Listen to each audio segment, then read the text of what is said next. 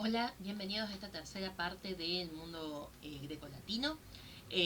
Vamos a completar todo el resto de los aspectos que tienen que ver con el arte. Bien, y para eso vamos a iniciar por la alfarería.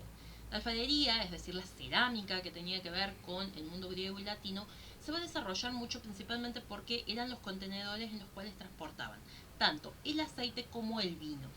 El aceite era uno de los primeros combustibles que contaban estos pueblos, ya que lo utilizaban no solo como alimento, sino principalmente para alimentar lámparas, para generar calor. Entonces era un combustible muy utilizado. Se producía principalmente en la zona ibérica, es decir, la actual España, y desde allí se distribuía para todo el Imperio Romano, pero principalmente la ciudad de Roma. Y allí fue tanta la cantidad de vasijas que llegaron con este combustible que se tiraban una vez utilizadas y en una costa de la ciudad de Roma, alrededor de la ciudad, hay una loma bastante importante hecha sola con guijarros, con pedazos de estas cerámicas, en donde todavía muchos arqueólogos siguen revisando y encontrando piezas que son de mucho interés. Eh, También se transportaba el vino en estas vasijas que se producía principalmente en la zona de Grecia, pero en general en casi toda Europa. Recordemos que era el único otro líquido que consumían fuera del agua y que en muchos lugares, como por ejemplo los barcos, se consumían grandes cantidades de vino debido a que el agua llevada dentro de un barril durante mucho tiempo se iba pudriendo, se iba poniendo fea. Entonces llevaban el vino para poder consumir líquido. También les dejamos aquí seleccionado un material que nos parece muy bueno, específicamente sobre lo que es la alfarería y cerámica grecolatina. En Grecia vamos a tener específicamente como primeros jarrones van a estar decorados con figuras geométricas, pero poco a poco vamos a empezar a ver jarrones decorados con figuras humanas. Tenemos que tener en cuenta que en la alfarería griega es donde también vemos el testimonio de su pintura, ya que no tenemos otro testimonio de pinturas griegas, no se han conservado, se han perdido, ya que normalmente se pintaban sobre las paredes y casi toda esa pintura se ha perdido. Así que estas cerámicas nos dan testimonio de cómo era su pintura. Fijémonos que en estas imágenes, donde tenemos ya el estilo más común o más conocido de la cerámica griega, vamos a tener los fondos oscuros con los sujetos en colores claros, por lo general terracota, y van a respetar las leyes de frontalidad propias de Egipto, por ejemplo, en donde tenemos la cabeza de costado, el cuerpo de frente, las piernas de costado, ¿sí? Pero, sin embargo, el movimiento que tienen los sujetos es mucho mayor que lo que vimos en Egipto, donde eran mucho más estáticos, ¿sí? Vemos, por ejemplo, aquí donde hay una pelea y hay alguien cayendo. Veamos acá donde hay una persecución, ¿sí? Eh, pero después también hubo un segundo momento que ya vamos a ver esas figuras con esquivando la ley de frontalidad, ¿sí? Por ejemplo aquí están todas de perfil y dándole aún mayor movimiento y tratando de copiar los rasgos del cuerpo real. Fíjense que esta partida de dados que estamos viendo están totalmente de lateral, de perfil, los personajes, ¿sí? Y vamos a ver muchos más detalles de sus rostros. En la alfarería romana vamos a ver principalmente piezas de color rojo y negro, que son los dos colores con los que se los barnizaba principalmente. Y lo que más vamos a encontrar son ánforas, las lucernas, que son lámparas, y todo tipo de vajilla. Otra de las razones por las cuales se utilizaba mucho la alfarería en Roma van a ser las cañerías. Recordemos que una vez que llegaba el acueducto a la ciudad, se distribuían las distintas casas con cañerías. De cerámica, a veces, otras veces eran conducciones de piedra tallada y otras veces de bronce. ¿Sí? Entonces estas cañerías permitían hacer distintas combinaciones, sobre todo las de cerámica, porque les permitían dar la forma. Entonces podían hacer dos caños que se unían y salían por uno tercero, o viceversa, les podían dar mayor, era más dúctil el material que los de piedra o los de bronce. Fíjense además, en el caso por ejemplo de esta copa, como vemos ya una figura humana con volúmenes mucho más naturales, que tiene mucho movimiento, en este caso una mujer, con estas telas que se van a volver verdaderos maestros en su representación. La escultura. Como dijimos, la escultura es propiamente de los griegos, ¿sí? Es el arte en el que más destacaron los pueblos griegos, todos ellos, y vamos a tener grandes exponentes en donde sí conocemos sus nombres, como Fidias, por ejemplo. En este material que les hemos dejado habla de las representaciones de desnudos dentro de la escultura griega, ya que era muy común para ellos, ¿sí? Recordemos también que, por ejemplo, en este caso se trata de un atleta que ellos practicaban los deportes desnudos. O al menos eso es lo que ha pasado en la historia, ¿no? Bueno, fíjense aquí, tenemos a la Venus de Samotracia. Esta Venus se la encontró sin sus brazos y su cabeza, ¿sí? Pero fíjense lo que es la perfección de las líneas de esa tela que parece tan ligera y que vuela cobrando la forma del cuerpo de esta Venus, ¿sí? Realmente es totalmente seductor la forma en que esa tela parece caer sobre el cuerpo. Va a haber muchos artistas importantes, como por ejemplo Mirón, que van a trabajar también en bronce, y van a utilizar mucho el contraposto. ¿Qué es el contraposto? Bien, si observan en esta imagen, vemos una pierna tirada hacia adelante y todo el peso apoyado en la otra, de forma de que sea el sostén también de la escultura. Y en el cuerpo, después, normalmente teníamos las piernas, los brazos en forma contraria. Si estaban apoyados sobre el izquierdo, el brazo derecho era el que estaba adelante y viceversa, ¿sí? Esto permitía que las esculturas pudieran tener distintos pesos. Bien, ahora, dentro de la escultura clásica se va a establecer una serie de normas que después van a asumir los romanos como propias y que tienen que ver con la idea de movimiento y principalmente la proporcionalidad de todas esas formas, ¿sí? Todo tenía que ser respetando el canon, en el cual las medidas tenían que tener una proporcionalidad para que fueran perfectas. Ustedes han estudiado este canon cuando han hecho la parte de representación de la figura humana, ¿sí? Hasta el día de hoy se sigue considerando eso como el cuerpo de alguna forma perfecto, pero estamos hablando de cuerpos totalmente idealizados. Recordemos lo que hablamos en encuentros anteriores sobre esta asociación del cuerpo ideal con los dioses y su perfección, ¿sí? En general vamos a tener un estudio muy pormenorizado del cuerpo y de cuáles eran las proporciones que daban mejor percepción a ese cuerpo. En escultura prácticamente lo único que van a esculpir va a tener que ver con la figura humana y van a ser altamente perfeccionistas, ¿sí? Acá, por ejemplo, tenemos una escultura de origen griego, en donde tenemos al discóbolo practicando el lanzamiento de disco, ¿sí? Y en cambio, cuando pasemos a las esculturas romanas, vamos a ver esculturas mucho más relacionadas a la política, ¿sí? En donde, si bien hay dioses, pero por lo general vamos a ver muchos retratos de personas reales con sus imperfecciones. Vamos a ver mucho este tipo de representaciones que son los emperadores en distintos formatos e incluso en algunos como dioses. El retrato griego es un retrato más bien idealizado, en donde hay como temática general que van a tener rasgos comunes, ¿sí? Los dramaturgos siempre se van a representar de esta forma que vemos acá, que es hecha en bronce. Los filósofos van a tener sus formas específicas y siempre van a ser iguales. El estadista. Y por lo general se representan las personas en su momento de plenitud, en la juventud, ¿sí?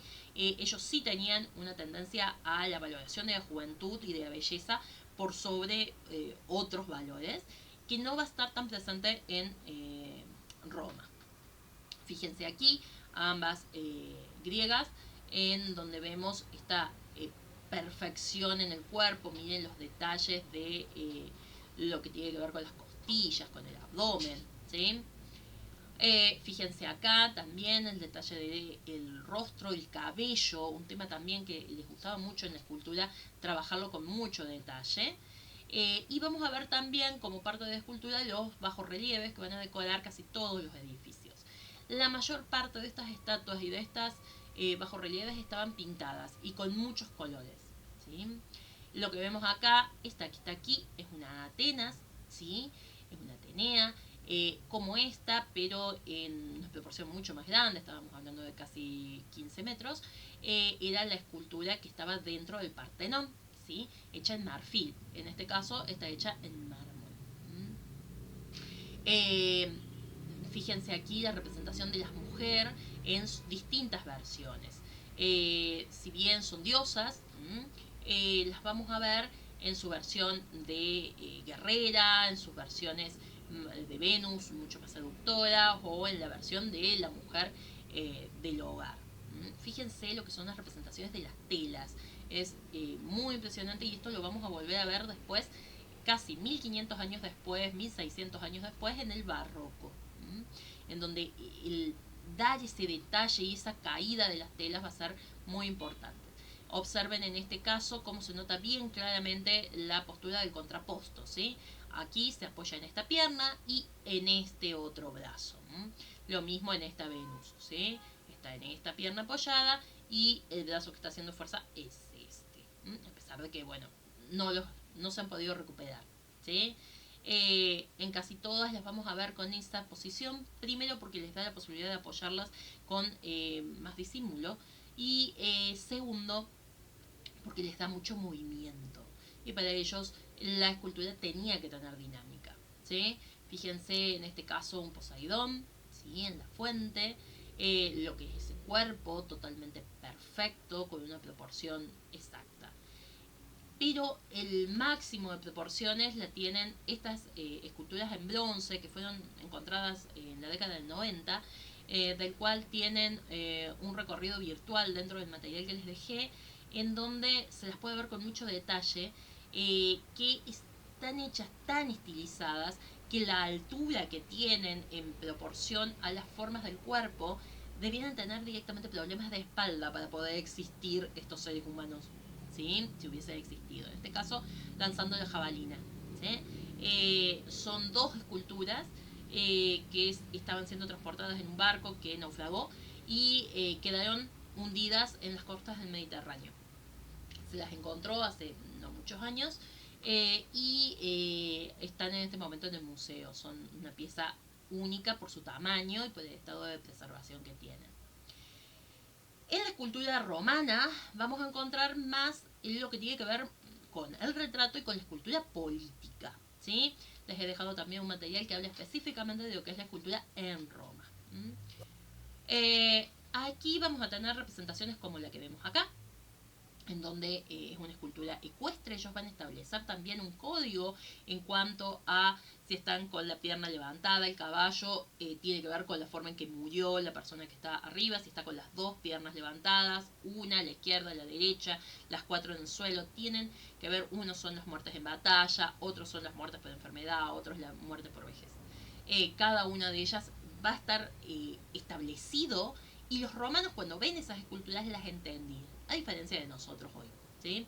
Observen este retrato, en donde si bien hay una armonía, ¿sí? Pero es mucho más realista, ¿sí? Vemos unos ojos un poco más grandes de lo normal en proporción a esa boca y sí los detalles del cabello, ¿sí?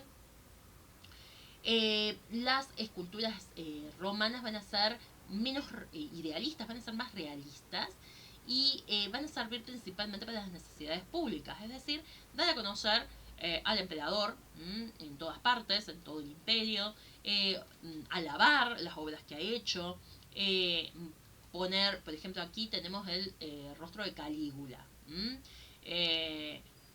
año 637, y en cambio aquí tenemos una representación un poco más estilizada, ¿sí? Del mismo emperador, pero representado como un dios.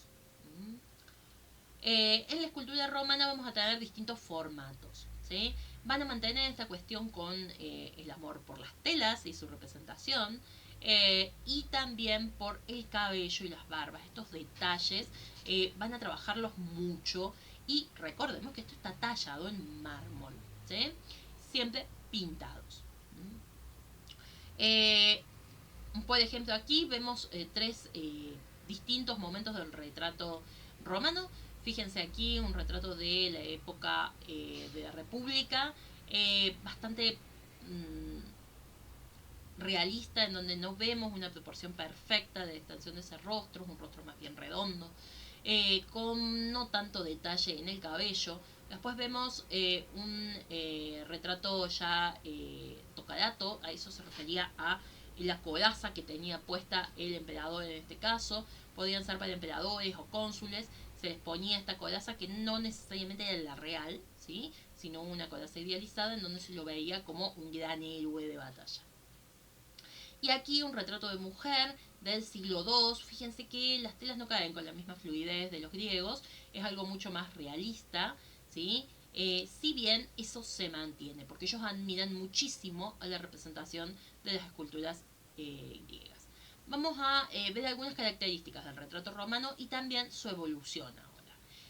Observen que esta es la influencia que tomaron de los etruscos. Los etruscos hacían estos retratos en base a las máscaras mortuorias, es decir, cuando la persona fallecía, con arcilla calcaban ese rostro en un molde y luego vaciaban en ese molde la máscara para que quedara la máscara de la persona real. Entonces vamos a ver todas las imperfecciones, la boca inclinada, caída, ¿sí?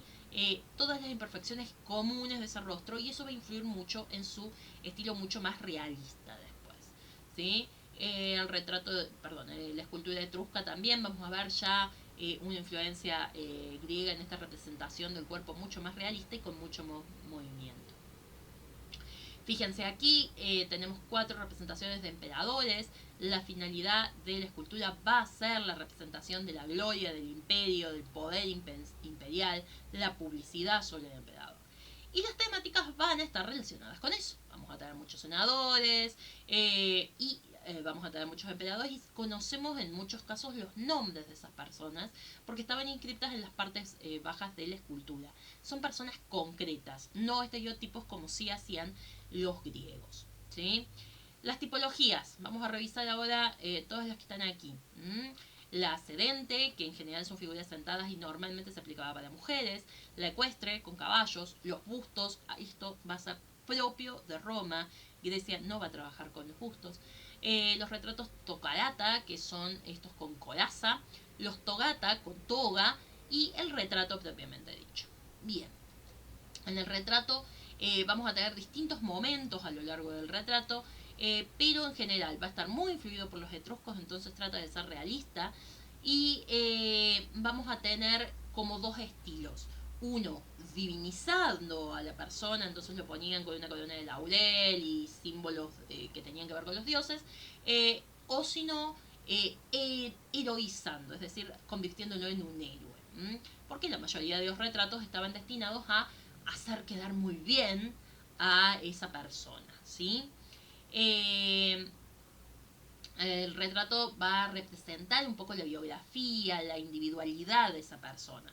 Y va a ser un orgullo para la familia el tenerlo. De hecho, en las casas solían estar estos bustos con los retratos de las personas y de los viejos patriarcas de la familia. En la época republicana, ya dejando los etruscos, vamos a empezar a ver cómo se centra en las características de la cara. Observen en este ejemplo cómo se nota bien esto de que ya no importaba el ser perfectos los cánones de belleza y la juventud que tenían los griegos, sino que vamos a ver las características reales de ese rostro y de esa persona. Se trata de reconocerlos en la escultura, ¿sí? Aquí tenemos una escultura de Julio César, ¿sí? El primer gran amor de Cleopatra, y aquí una de Cicerón, filósofo. Pero fíjense cómo tienen características totalmente distintas, no hay nada que los asocie, no es un modelo genérico como si pasaban las tipologías griegas, sino que vemos esta representación particular de una persona. Durante la época imperial vamos a tener este modelo, el imperator, ¿sí? que es justamente, como decíamos, el emperador ataviado como cónsul, como general victorioso.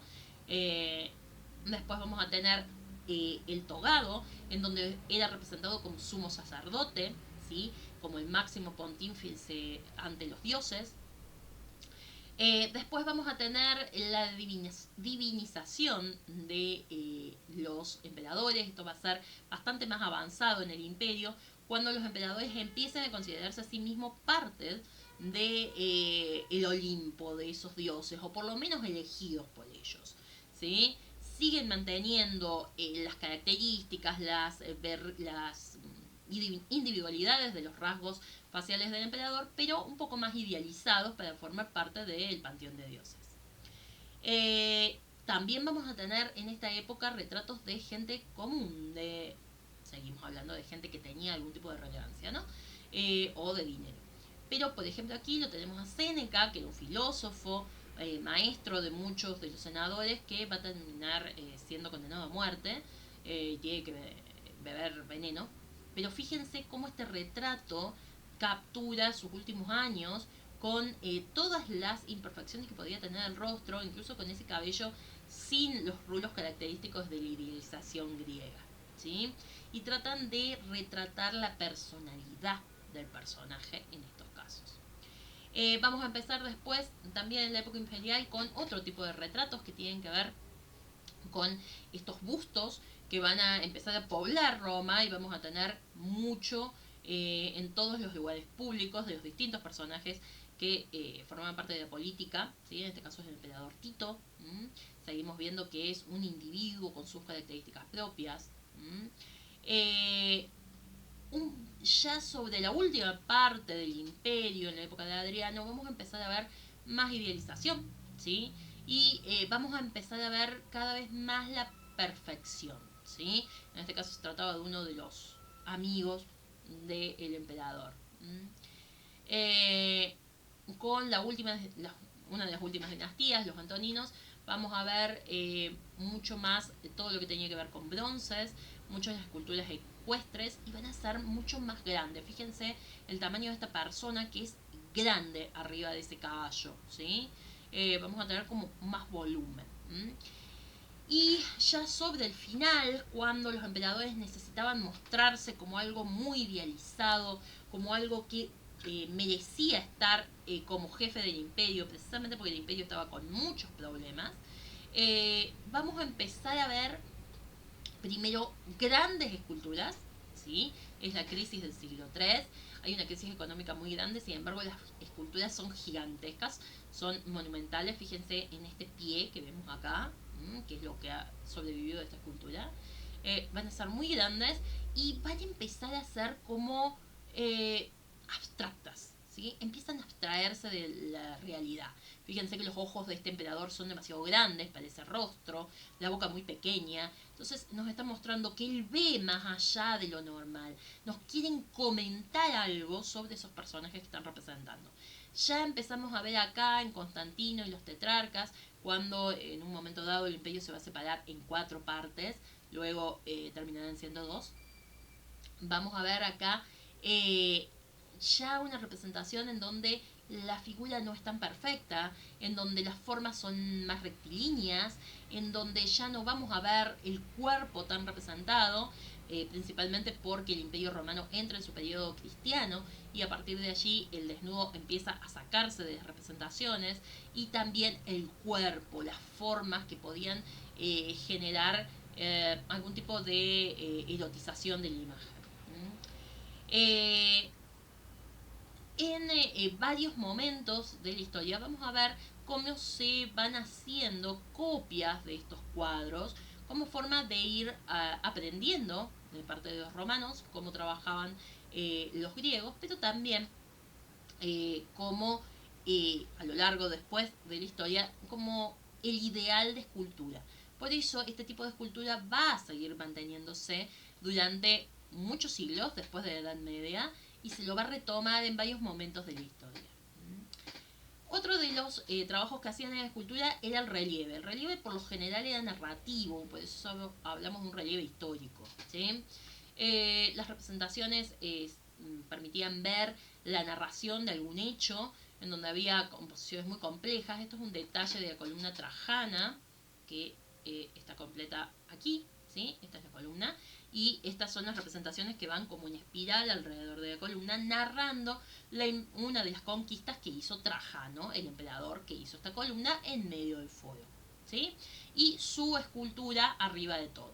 Este tipo de esculturas eran muy comunes, esto de la columna D, y allí se narraban distintas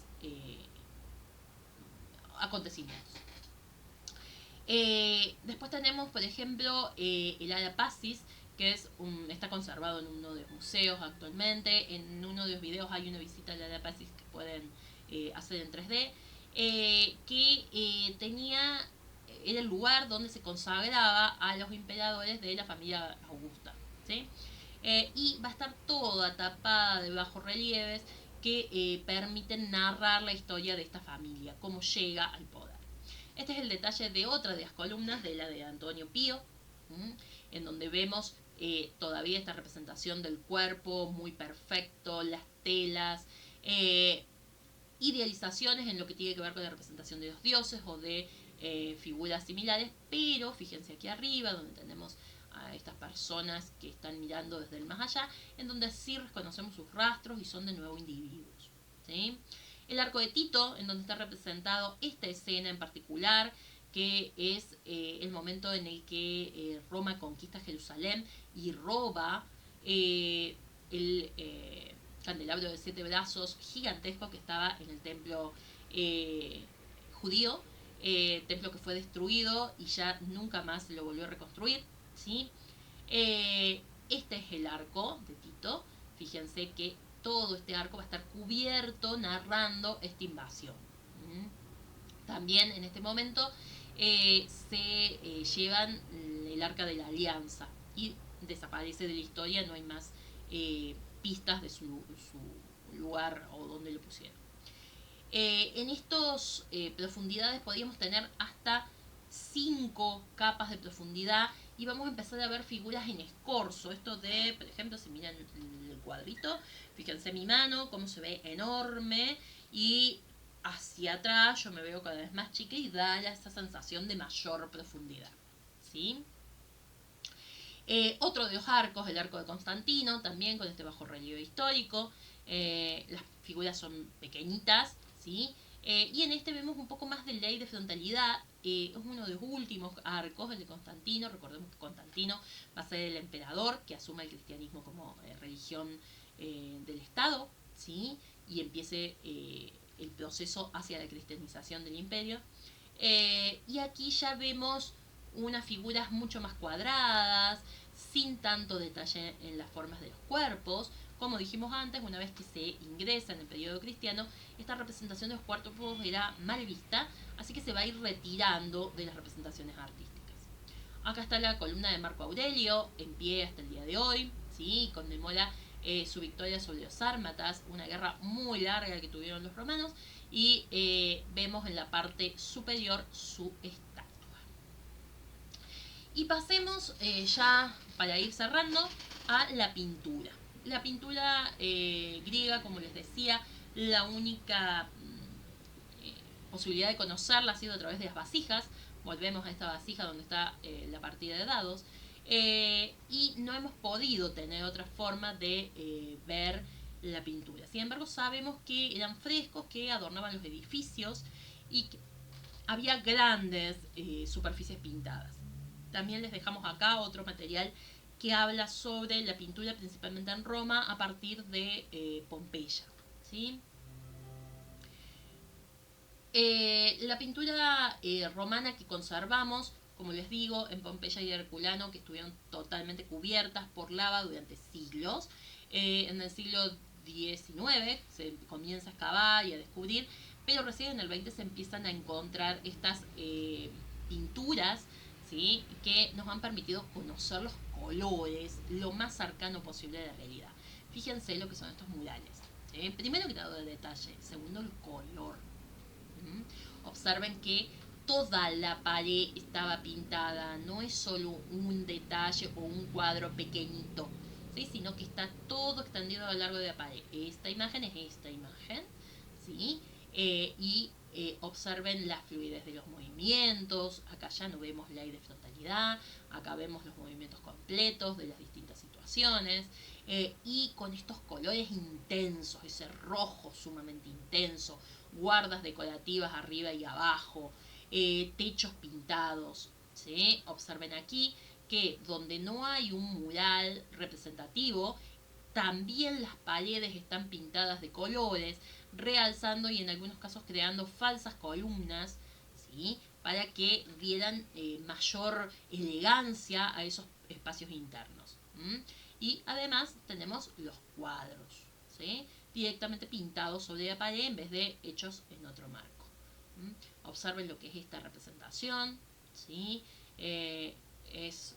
Esta representación estaba en una parte que se cree que puede haber sido una casa de masajes o un prostíbulo, algo similar.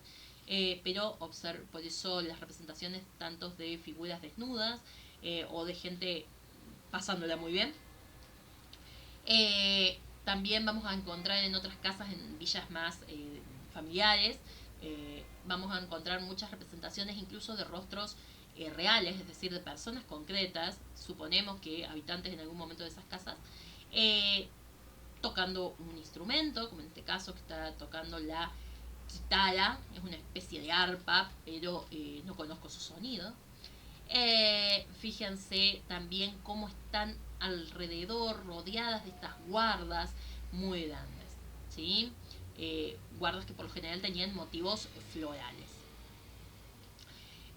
Vamos a tener distintas etapas en el dibujo romano. Vamos a tener un primer momento que era el de la incrustación, en donde trataban de imitar otros materiales sobre las paredes, esto que les decía de dibujar columnas, de dibujar mármoles, ¿sí? Costumbre que se va a mantener y se va a retomar muchísimo en el barroco. Después va a tener mucha presencia en la arquitectura, ya a partir del siglo I a.C., y va a generar imágenes que engrandezcan los espacios que están presentando. Vamos a tener también otro periodo ornamental en donde se van a dibujar mucho escenas de naturaleza, elementos vegetales, animales, guardas, flores, ese tipo de cosas. Y también, sobre todo en la época de Nerón, se ha encontrado en el palacio de Nerón, que sus restos están bajo tierra, se han encontrado representaciones que generan un espacio como si fuera una escenografía. Nosotros vemos la pared y hay pintada una ventana que nos muestra un paisaje, pero ese paisaje obviamente está pintado, no es real. Entonces vamos a ver mucho de eso y vamos a ver muchas cortinas que enmarcan este tipo de espacios no realistas, o de ilusiones de espacio, ¿sí? Fíjense lo que son las perfecciones de esas figuras y reténganlas, porque cuando pasemos en el siguiente bloque a Edad Media vamos a ver qué pasa con este dibujo, por qué la pintura cambia tanto, ¿sí?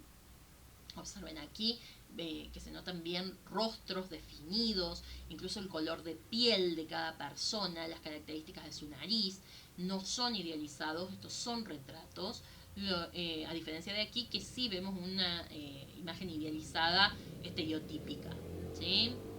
Bueno, y finalmente una de las producciones artísticas muy características de los romanos, que en los griegos está presente pero muy poco, va a ser el de los mosaicos. Estas pequeñas teselas, estos pequeños pedacitos de cerámica que con sus colores iban generando formas en paredes, pero mucho en pisos. También se están descubriendo continuamente este tipo de hallazgos en toda la zona que ha sido del imperio, incluyendo Egipto y las zonas de Asia, ¿sí? Fíjense el trabajo que tiene en claro oscuro esta imagen, sin embargo está hecha toda con pedacitos muy pequeñitos, solían tener alrededor de un centímetro y medio.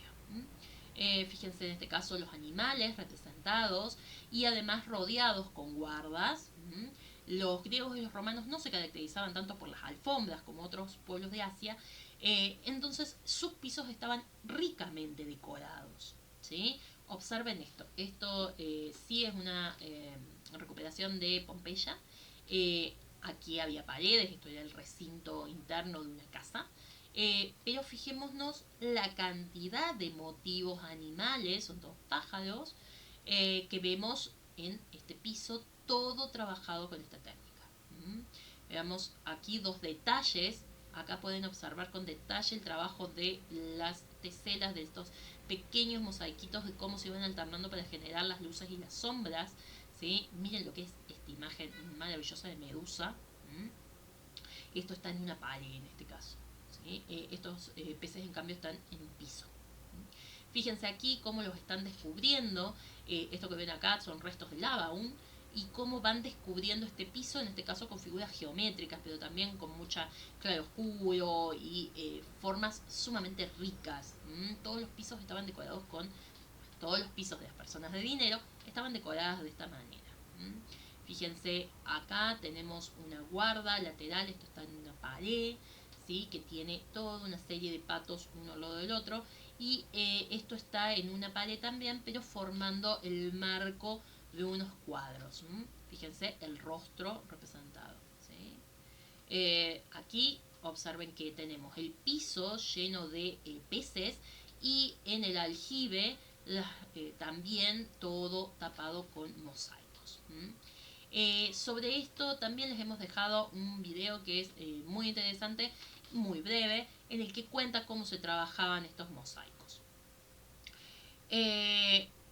Finalmente les he dejado alguna bibliografía que hemos utilizado para el material y con esto ya estamos cerrando este bloque que tiene que ver con el mundo clásico, al menos en la parte teórica. Vamos a reforzar muchas de estas cosas en clase y tanto en clase como vía digital pueden hacer todas las preguntas que surjan. Muchas gracias y nos estamos viendo en el aula o por video.